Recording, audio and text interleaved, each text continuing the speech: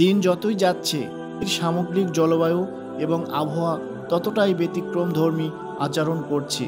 অঞ্চলভেদে কিছু কিছু পরিবর্তন সাধারণ ব্যাখ্যা দিতে পেরেছে বিজ্ঞান। তবে এসবের মধ্যে বিশেষ কিছু আলামত খুঁজে পেয়েছে বিশ্বের ইসলাম ধর্ম অবলম্বী লোকেরা। অভূতপূর্বে শৈত্যপ্রবাহে জমে যাচ্ছে মরুদ্দেশ সৌদি আরব। চলতি সপ্তাহে শুরু হওয়া শৈত্যপ্রবাহে সৌদি আরবের অনেক স্থানের তাপমাত্রা নেমে এসেছে 3 ডিগ্রির নিচে। ইতিহাসের এই প্রথমবার সৌদির আলজব প্রদেশ তাভারজল জেলায় পানি জমে গিয়ে বরফে পরিণত হয়েছে।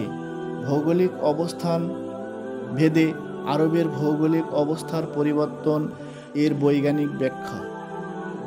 কিন্তু আবার অবাক করা বিষয় হলো 1500 বছর পূর্বে যে আরবে পর্যাপ্ত খাবার পানি পাওয়া যেত না, ঠিকমতো বৃষ্টি হতো না, ছিল না কোনো আধুনিক প্রযুক্তি ও বৈজ্ঞানিক জ্ঞান, সৌদি আরবের কিয়ামতের পূর্বে তুষারপাত হওয়ার পূর্বাভাস দিয়েছিলেন আল্লাহর নবী হজরত মুহাম্মদ সাল্লাল্লাহু আলাইহি ওয়াসাল্লাম।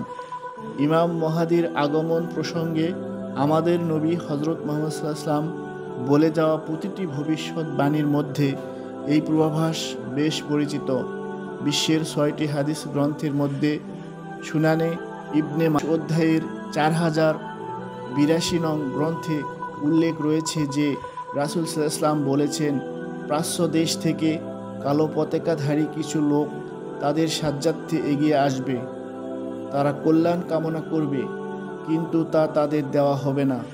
তারা লড়াই করবে, বিজয়ী হবে, অবশেষে তাদেরকে তা দেওয়া হবে যা তারা চেয়েছিল, কিন্তু তারা তা গ্রহণ করবে না।